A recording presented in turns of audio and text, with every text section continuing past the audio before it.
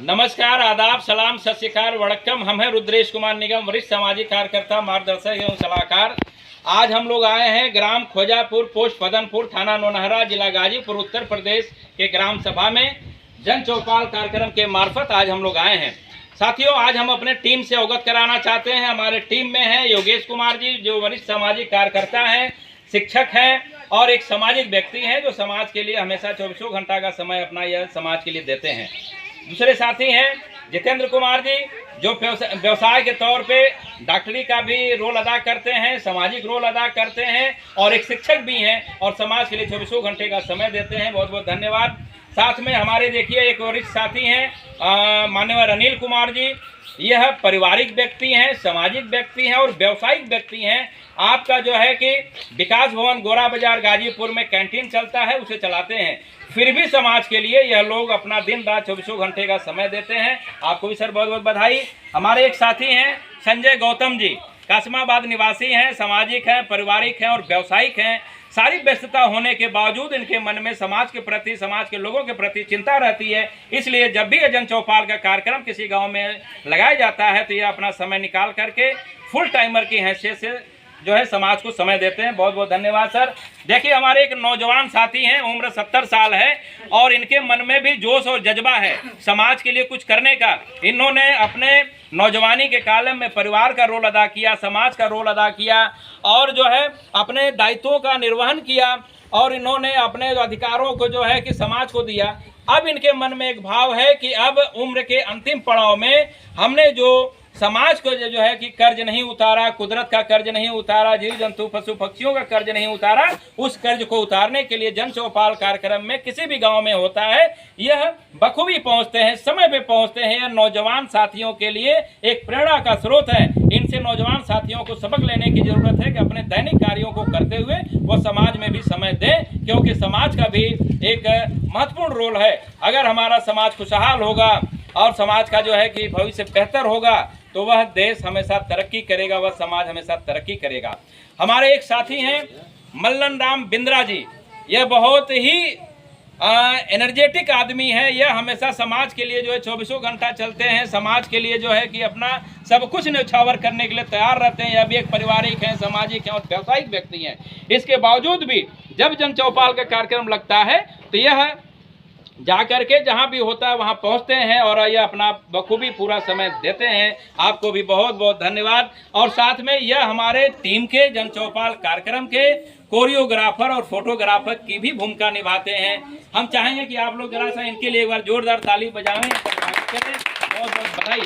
तो साथियों, आज का कार्यक्रम कई विषयों पे आधारित है। हमने जो आप लोगों को एक पन्ना दिया है, उस पन्ने में देखिए यह एक भाग दिया हुआ है संविधान की धाराओं के बारे में। हमारे समाज के बीच में जो घटनाएं घटती हैं वह किसी न किसी धारा से, अगर कानून की बात करते हैं, संविधान की बात करते हैं, हर घटना का कोई न कोई धारा बना रहता है। जैसे अगर हमारे समाज के बीच में हम लोगों से कोई झूठ बोल रहा है तो हम लोग बोलते हैं कि 420 ही कर रहा है, तो वह धारा 420 के तहत जो है कि उसका हम लोग उल्लेख करते हैं। आजकल हमारे समाज में हमारी बहन बेटियों के साथ बहुत अत्याचार हो रहा है। शादी के बाद एक दहेज बहुत बड़ा यह एक जो है कि यह कीड़े का रूप, कैंसर का रूप धारण कर रहा है। दहेज जो है कि धारा 498A के तहत जो है कि जघन्य अपराध है। अगर यह सिद्ध हो जाता है तो उस व्यक्ति के खिलाफ जो है 6 साल की सजा का प्रावधान किया गया है। तो ऐसी बहुत सारी इसमें चीज़ें बताई गई हैं, आप लोग उसको पढ़ें। साथ में यहाँ पे देखिए एक पन्ना हमने दिया है, बौद्ध धर्म ग्रहण करने वाले 52 प्रतिज्ञाएं।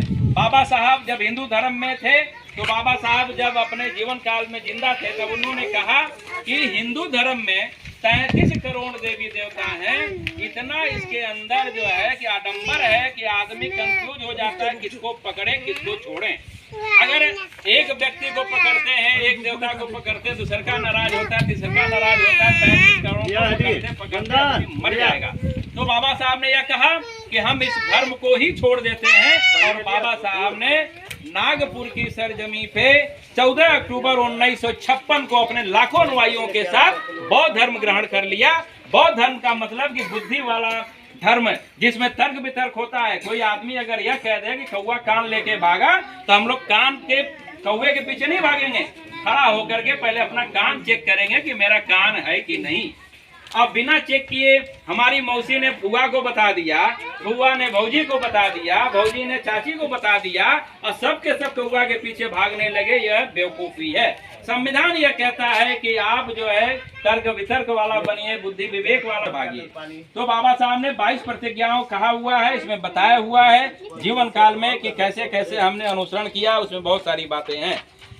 अंतिम में हम लोग चूंकि तथागत गौतम बुद्ध के अनुयायी हैं, उनके जो है कि जमी पे हैं। तथागत गौतम बुद्ध ने अपने जीवन काल में पंचशील का सिद्धांत बताया था। हम इसका हिंदी रूपांतरण बता देते हैं। मैं प्राणी हिंसा से विरत रहने की शिक्षा ग्रहण करता हूँ, मैं चोरी से विरत रहने की शिक्षा ग्रहण करता हूँ, मैं पर स्त्री से विरत रहने की शिक्षा ग्रहण करता हूँ, मैं झूठ से विरत रहने की शिक्षा ग्रहण करता हूँ, मैं सुरा, कच्ची शराब या पक्की शराब आदि नशीली चीजों के सेवन से विरत रहने की शिक्षा ग्रहण करता हूँ। यह 4 पन्ना है जिसमें यह सारी बातें बताई जाती हैं। हम लोग जन चौपाल के मार्फत आप लोगों को बताते हैं। साथ में हम लोगों ने यह आप लोगों को एक सिंगल पन्ना दिया जिसपे जन चौपाल लिखा हुआ। इसमें बताया गया है कि राष्ट्रव्यापी जन चौपाल के मुद्दे 15 मुद्दे इसमें बताए गए हैं, जिसमें पहला है संविधान के बारे में बताना कि संविधान जो है हमारा यह एक धार्मिक ग्रंथ है। यह भारत का ही नहीं पूरे विश्व का एक यह सर्वश्रेष्ठ ग्रंथ है, जिसके बारे में यह बताया जाता है कि इसके जैसा आज तक कोई कानून का किताब नहीं बना। उसका नाम है संविधान। संविधान द्वारा हमारे क्या मौलिक अधिकार है उसके बारे में बताया गया है। संविधान द्वारा जो सबसे बड़ा हमारा जो अधिकार है वह क्या है? वयस्क मताधिकार, वोट का अधिकार। जिस विश्व रत्न बोधिसत्व बाबा साहब डॉक्टर भीमराव अंबेडकर ने हम लोगों को संविधान के द्वारा वोट का जो अधिकार दिलवाया, हम लोग उसकी महत्व को नहीं समझ पाते हैं। बताया जाता है कि जब बाबा साहब वोट के अधिकार के लिए जब लंदन जाना था गोल मेज सम्मेलन में, तो वहां पे हमारे जो देश के मनुवादी व्यवस्था के लोग थे जो नहीं चाहते थे कि हमारे SC ST OBC और माइनॉरिटी के लोगों को वोट का अधिकार मिले, क्योंकि मनुवादी व्यवस्था को पता था कि अगर संविधान के तहत वोट का अधिकार मिल जाएगा तो यह वोट देंगे, अपने लोगों को जिताएंगे और हमारे इनके लोग ही जो है कि जा करके संसद में बैठेंगे, और जब संसद में बैठेंगे तो हम मनमानी नहीं कर पाएंगे। बाबा साहब जब गोल में सम्मेलन लंदन में जा रहे थे तो उनका अंतिम चौथा बच्चा बीमार था। उनकी पत्नी रमाबाई ने उनसे कहा कि बाबा साहब आप देश दुनिया की चक्कर छोड़ो, आज बच्चा बीमार है, नहीं ध्यान दोगे तो वह मर जाएगा।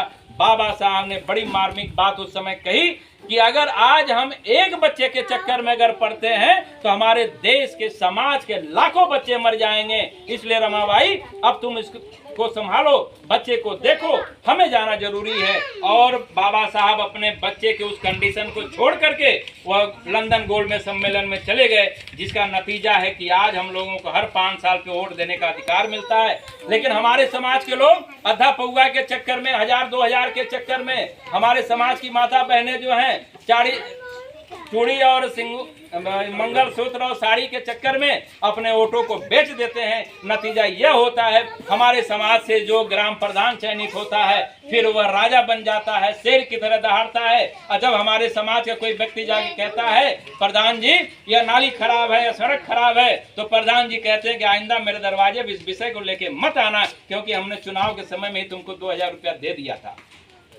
तो साथियों, यह जो ग्राम पंचायतें होती हैं, जो न्याय पंचायतें होती हैं, उसका मालिक उस गांव का वोटर होता है। उस वोटर को यह बात समझने की जरूरत है कि जब तक वह वोटर बैठक करके किसी प्रस्ताव को पास नहीं करेगा तब तक वह कोई भी चीज गांव में लागू नहीं होगा। लेकिन हमारे वोटरों को यह पता नहीं है, इसलिए हमारे यहाँ के जो प्रधान जी होते हैं, लेखपाल होते हैं, सेक्रेटरी होते हैं, सचिव होते हैं, यह क्या है? यह धन्ना सेठ, मालिक, अरबपति बन जाते हैं और हमारे वोटरों की कोई वैल्यू नहीं रह जाती है। तो यह संविधान में मिला हुआ है। संविधान ने हम लोगों को शिक्षा का अधिकार दिया हुआ है।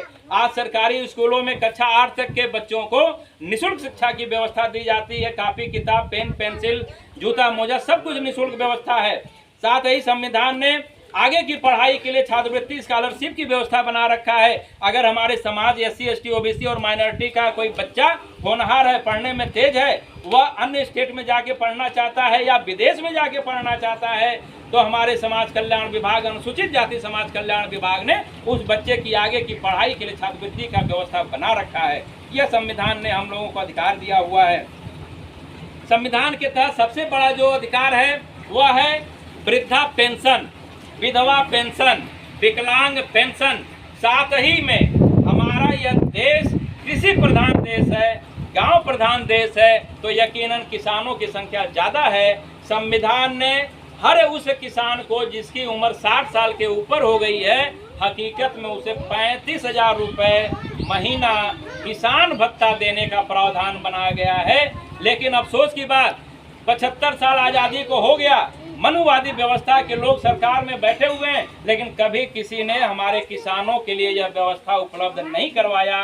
बीच में लॉलीपॉप के तौर पे 2,000 रुपए का जो है कि चेक हमारे किसानों को थमा करके बहला फुसला दिया जाता है, जबकि 35,000 रुपए की व्यवस्था यह सरकार ने संविधान में बना रखा है। उसी तरीके से हमारे बेरोजगार नौजवानों को, जो पढ़े लिखे नौजवान हैं हमारे समाज के, उनके लिए बेरोजगारी भत्ता 35,000 रुपए की व्यवस्था बनाया गया है, लेकिन उन्हें एक भी पैसा नहीं मिलता है। क्यों?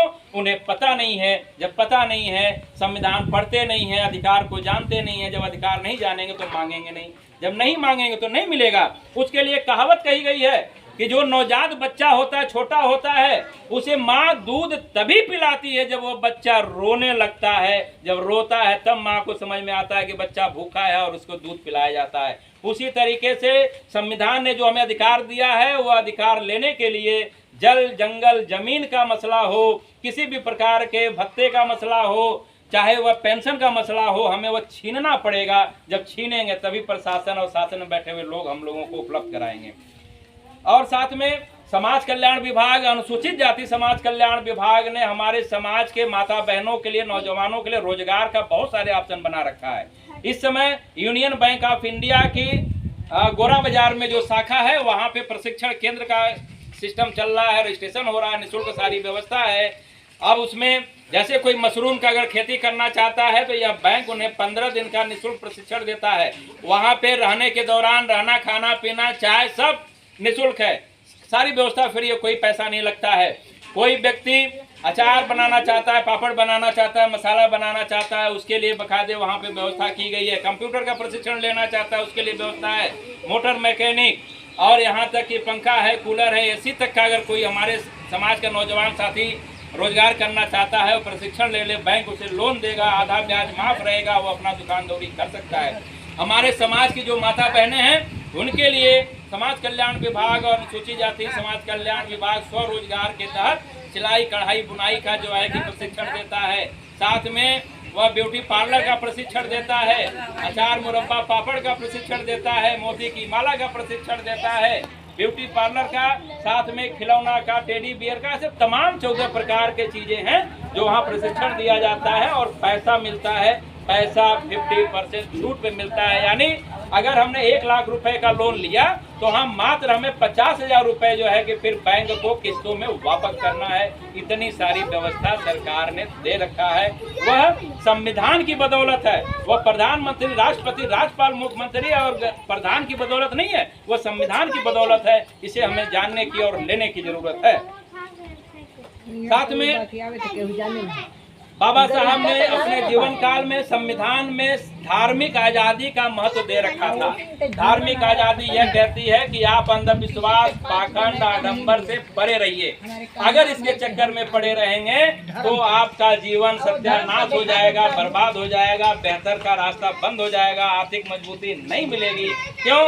क्योंकि जब हमारे समाज के लोग दिन भर मेहनत मजदूरी करके 300-400 रुपया कमाएंगे और हर महीनों में क्यों न क्यों धार्मिक तीज त्योहार आता रहता है, बोल बम, जागा बम, शिव चर्चा, फलाना चर्चा, चलो कांवड़ो, चलो अमर, सब में क्या है? पैसे की बर्बादी है। हमारे समाज की जो माता बहनें हैं, हर 3 महीने पे कोई कार्यक्रम आता है, करवा चौथ है, ज्योतिया है, छठ है, उसमें जो है 10,000 20,000 रुपये फूक जाता, मिलता कुछ नहीं है। हम बस यह बताना चाहते हैं जन चौपाल कार्यक्रम के माध्यम से कि जिस छठ में, जिस ज्योतिया में हम अपने बच्चों के जीवन के खुशहाली के लिए, उम्र को बढ़ाने के लिए, खुशहाल रहने के लिए इसको करते हैं, बड़ी गजब घटना है कि जब हमारे समाज की माता बहनें जब गंगा जी में जाती हैं छठ पूजा करने के लिए, दूसरे दिन पेपरों में बड़े बड़े खबरों में छपता है कि 10 बच्चे डूब के मर गए। हम कहते हैं कि अगर इसमें इतनी पावर है तो फिर वह बच्चे क्यों मर रहे हैं? भाई, हम तो उस बच्चे को जीवन देने के लिए, बचाने के लिए हमारे समाज की महिलाएं जो है पूजा पाठ करती हैं, लेकिन फिर भी मर जाते हैं। इसका मतलब ये गलत है। तो बाबा साहब ने यह जो है कि धार्मिक आज़ादी संविधान के तहत दिया हुआ है। साथ में आप लोग व्यर्थ की किताबों को पढ़ना बंद करें, क्योंकि जो व्यर्थ की किताबें हैं वह सिर्फ हम लोगों को गुलाम बनाने के लिए है। यह जन चौपाल संविधान के तहत यह बताता है कि जितनी हमारी किताबें हैं, रामायण, महाभारत, कुरान, पुराण, स्कंद पुराण, शिव पुराण, यह सिर्फ SC, ST, OBC और माइनॉरिटी के लोगों को गुलाम बनाने के लिए आविष्कार किया गया है। एकमात्र यह केवल संविधान की किताब है जो हमें आज़ादी देने के लिए बनाया गया। और आज़ादी, यहाँ बैठे हुए बहुत सारे तमाम लोग हैं, हमारी माता बहनें हैं, वरिष्ठ जन हैं, उन्हें पता है कि आज से 150 साल पहले हमारे गले में हड़िया हुआ करती थी, कमर के पीछ में झाड़ू हुआ करता था, पैर में घुंघरू हुआ करता था। क्या कभी किसी देवी देवता ने इसको हटाने का प्रयास किया? क्या कभी किसी धार्मिक किताबों ने हमारे हड़िया को हटाने का प्रयास किया? नहीं किया। हमारे महापुरुषों ने संघर्ष किया। उसी महापुरुषों में विश्व रत्न बोधिसत्व बाबा साहब डॉक्टर भीमराव अंबेडकर जी ने जब यह धार्मिक किताब भारत के संविधान का निर्माण किया, तो संविधान की किताब में बाबा साहब ने मौलिक अधिकार दिया, और उस मौलिक अधिकार के चलते यह गले से हड़िया हट गई। वहां पे क्या आ गया? वहां पे जो है टाई आ गया, सूट आ गया, कमर से जो है झाड़ू हट गया, और यहाँ पे अब बेल्ट आ गया। और हमारे समाज के जो लोग थोड़े पढ़े लिखे हैं, अब वह लाइसेंस रिवॉल्वर लेके चलते हैं, वो झाड़ू बांध के नहीं चलते हैं। यह संविधान की देन है। पैर से घुंघरू हट गया, घुंघरी की बजाय पे संविधान ने हमें जूता मोजा पहनने का अधिकार दे दिया। यह किसी देवी देवता या किसी किताब की देन नहीं है, यह सिर्फ और सिर्फ यह संविधान की देन है, बाबा साहब द्वारा लिखी गई किताब का। इसलिए हम लोगों को इस पर ध्यान देने की जरूरत है।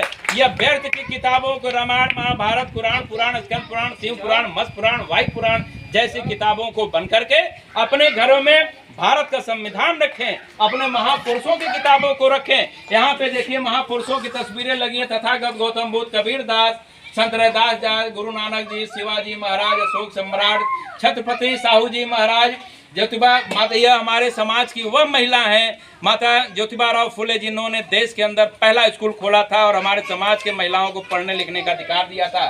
शेख फातिमा जी हैं, ऐसे तमाम लोग हैं। फिर हमारे भगत सिंह हैं, हमारे मानवर कांशीराम साहब हैं, ललई सिंह यादव जी हैं, जिन्होंने की, और यहाँ पे हमारे एक यह देखिए जगजीवन कुशवाहा जी हैं। इन लोगों ने समाज के बेहतरी के लिए बहुत सारे काम किए। और अंतिम में देखिए एक चित्र लगा हुआ है डॉक्टर APJ अब्दुल कलाम जी का, जिनको मिसाइल मैन कहते हैं। आज APJ अब्दुल कलाम की बदौलत यह जो हम अंतरिक्ष पे यान भेज रहे हैं, जो मिसाइलों का निर्माण हुआ है, वह APJ अब्दुल कलाम जी का नतीजा है, जिसका आज चीन, जापान और अमेरिका जैसे बड़े बड़े देश भारत की तरफ देखने का हिम्मत नहीं करते हैं, क्योंकि उन्हें पता है कि डॉक्टर APJ अब्दुल कलाम ने अपने जीवन काल में एक से एक अस्त्र मिसाइल जो है कि दे रखा है। तो ऐसे लोगों को अंतिम में एक, अब हमारे समाज के माता बहनों को थोड़ा सा फुल्लन देवी बनने की जरूरत है। यह देश के अंदर जो हमारे समाज के SC, ST, OBC और माइनॉरिटी के महिलाओं के साथ यह जो अत्याचार हो रहा है, उनके साथ जो यह बलात्कार हो रहा है, जान से मार दिया जा रहा है, हम इस कार्यक्रम के दौरान जन चौपाल में अब बताना चाहते हैं, अब हमारे समाज के माता बहनों को फुल्लन देवी बनने की जरूरत है, हथियार उठाने की जरूरत है। जब यह मनुवादी व्यवस्था के लोग जब मारे जाएंगे, तो आइंदा उनकी हिम्मत नहीं होगी हमारे समाज के माता बहनों पे उंगली उठाने का, या उन्हें नंगा करने का, या उन्हें घुमाने का।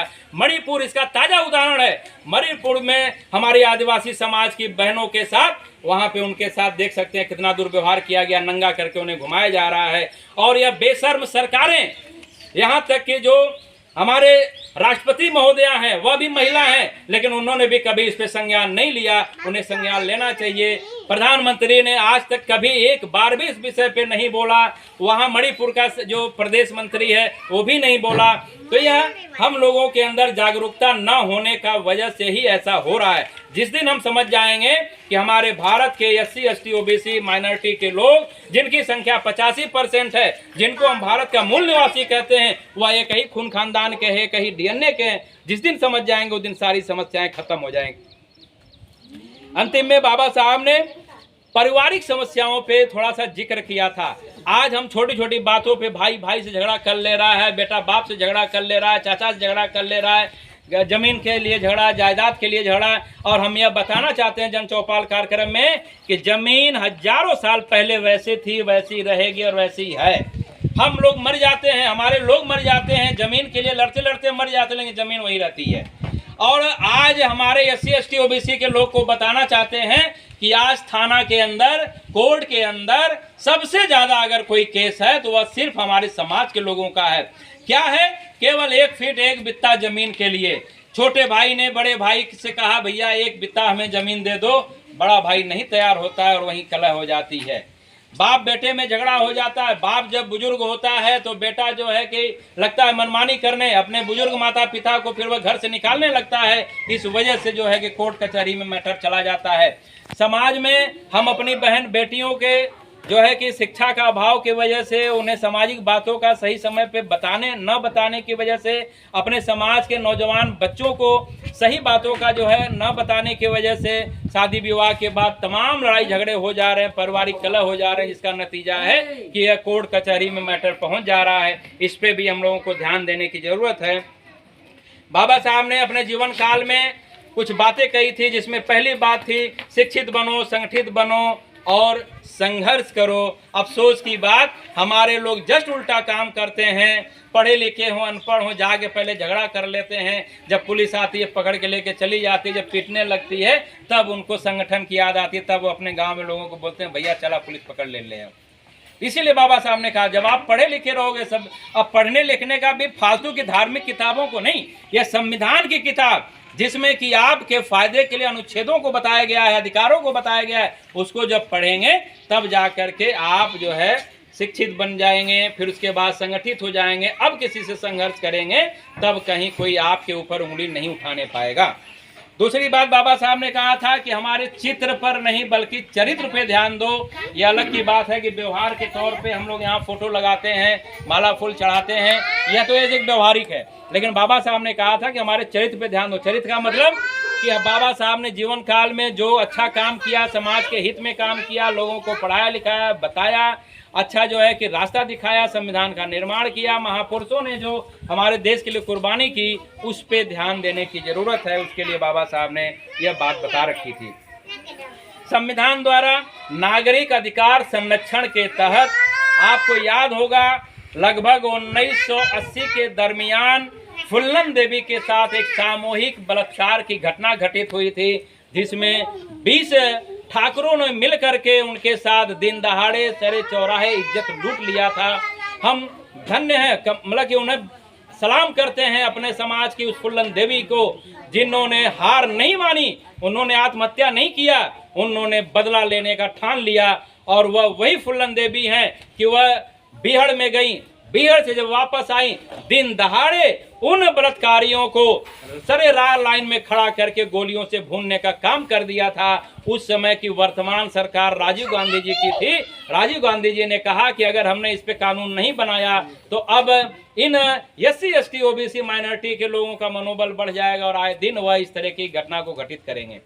तो वहां से जो संविधान ने सबसे बड़ा अधिकार दिया था वह था SC ST एक्ट, जिसको बोलते हैं हरिजन बनाम सवर्ण।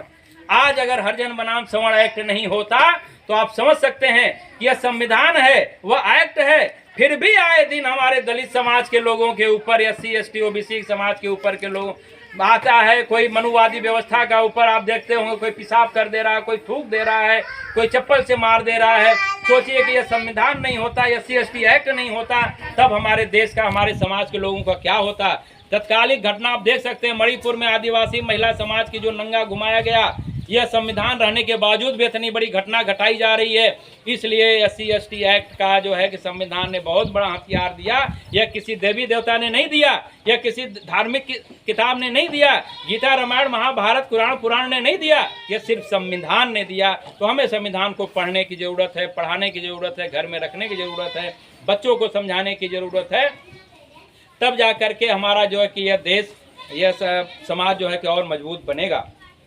साथ ही इसमें एक हेल्पलाइन नंबर दिया गया है। SC ST के लोग अगर प्रताड़ित किए जाते हैं 14,566, अब पन्ने पे लिखा हुआ एक नंबर है, उस पे आप बकायदे फोन करेंगे, 15 मिनट के अंदर पुलिस आएगी और जो दोषी है उससे कोई बात नहीं करेगी, उठा के लेके सीधे अंदर चली जाएगी। यह पावर है, इसका आप लोग प्रयोग करें। लेकिन साथ ही इस वीडियो के मार्फत जन चौपाल कार्यक्रम में हम अपने समाज के लोगों से यह भी कहना चाहेंगे कि SC/ST का दुरुपयोग न करें, क्योंकि सरकार ने यह आपके हित के लिए दिया है, यह किसी को नाहक परेशान करने के लिए नहीं दिया है। हमारे समाज के लोग कभी कभी मनुवादी व्यवस्था के लोगों के बहकावे में आकर के उनके साथ चले जाते हैं। मनुवादी अपना फायदा निकालने के लिए अपने पड़ोसी को फंसा देता है, बाद में सुलह समझौता कर लेता है, लेकिन कानून के नज़र में यह SC/ST एक्ट का बदनामी होता है। इससे बचने की ज़रूरत है। जब आपको हकीकत में डायरेक्ट कोई प्रताड़ित करे तभी आप इसका प्रयोग करें, यह हम वीडियो के मार्फत कहना चाहते हैं। अंतिम में RTI है, जन सूचना का अधिकार। अगर आपके गांव में, आपके समाज में, आपके जिले में अगर कहीं कोई गलत हो रहा है, जैसे उदाहरण के तौर पे आपके ग्राम प्रधान जी ने क्या क्या कार्य किया है, क्या कार्य करवा रहे हैं, कितना पैसा खर्च हुआ है, क्या मीटर नाली बनाए हैं, RCC है कि ईंटे का खड़ंजा है, क्या लगा है, आप जब RTI लगाएंगे उसमें सारी आपको जानकारी मिल जाएगी। इतना ही नहीं, ब्लॉक पे बैठा हुआ जो वीडियो है, अगर आपको लगता है कि यह वीडियो मनमानी कर रहा है, उसके खिलाफ RTI लगाइए। इतना ही नहीं, आपके जिले का जो जिलाधिकारी है, अगर आपको लगता है कि जिलाधिकारी मनमानी कर रहा है, पैसे का जो है अनर्गल दुरुपयोग कर रहा है, लूट रहा है, तो उसके लिए भी आप RTI लगा करके जन सूचना के अधिकार के तहत ले सकते हैं। आप पूरा रिकॉर्ड मांग सकते हैं कि कितना पैसा आया, कितना खर्च किया, किसने कितना खर्च किया। और इतना ही नहीं, RTI बड़ी कमाल की चीज़ है। हमारे देश के जो माननीय प्रधानमंत्री जी हैं, आए दिन जो विदेशी दौरे पे जाते हैं, 1.5 लाख रुपए किलो की मशरूम की सब्जी खाते हैं, डेली 10 लाख रुपए का सूट पहनते हैं और कहते हैं कि मेरा बाप चाय बेचता था। क्या यहाँ कोई बैठा हुआ यह बता सकता है कि किसी का बाप चाय बेचा हो, उसका बेटा डेली 10 लाख का सूट पहनता हो, डेली सुबह शाम 1.5 लाख रुपए मशरूम की सब्जी खाता हो? ऐसा संभव नहीं है। यह RTI आपको अधिकार देता है। प्रधानमंत्री के खिलाफ RTI लगाइए और उनसे पूछिए कि आप ये जो डेली 10 लाख का सूट पहन रहे हो, रोज विदेशों में भ्रमण कर रहे हो, ये इतनी महंगी लग्जरी गाड़ियों में चल रहे हो, आखिर कहाँ से आ रहा है? यह RTI से आपको मिल सकता है। अंतिम में हमने 101, 102, 108, 112, 1070, 1090, 1098 और 1076 हेल्पलाइन नंबर का जिक्र किया है। आपको कभी दिक्कत हो, आप उसके प्रयोग करिए। खासतौर से अपने समाज की महिलाओं के लिए बताना चाहते हैं, 1076 नंबर है, फ़ोन करिए। 15 मिनट के अंदर पुलिस आ जाएगी और दोषी को पकड़ के लेके थाने चली जाएगी और तब तक पीटेगी जब तक कि वह यह न कह दे कि आइंदा अब हम किसी महिला को प्रताड़ित नहीं करेंगे। लेकिन इस वीडियो के मार्फत हम अपने समाज की माता बहनों को भी संदेश देना चाहते हैं, आप अपने परिवार के दायित्वों की पूर्ति करें, अपने बच्चों के दायित्वों की पूर्ति करें, अपने वरिष्ठ गार्जियनों की पूर्ति करें, दुरुपयोग न करें। इस अधिकार का दुरुपयोग करने की वजह से हमारे समाज का नुकसान होता है। हमारे समाज के लोग आज जो है थाना में और कचहरी में ज़्यादा संख्या में पाए जा रहे हैं, परिणाम कुछ नहीं निकलता है, पैसे बर्बाद होते हैं, समय बर्बाद होते हैं और जीवन कष्टमय हो जाता है। इस पे ध्यान देने की ज़रूरत है। संविधान पढ़िए, अधिकार जानिए और अपने मौलिक अधिकारों से आप अपनी खुशहाली का रास्ता खोलिए, विकास करिए, आर्थिक मजबूती पाइए, पारिवारिक जीवन को खुशहाली दीजिए, मजबूत जो है समाज बनाइए, देश बनाइए। उम्मीद है आप लोगों को जन चौपाल का कार्यक्रम पसंद आया होगा, आप लोगों को हमारी बातें समझ में आई होंगी। बहुत बहुत धन्यवाद। जय भीम, जय भारत, जय संविधान। दिया गया था कि भाई थोड़ा 2 दिन मेहनत करके सबको बता दीजिए ताकि ज़्यादा से ज़्यादा लोगों की भीड़ जुटे, लेकिन अब संजोग से लोग नहीं ध्यान दे पाते हैं। कितने लोग हैं जी लेकिन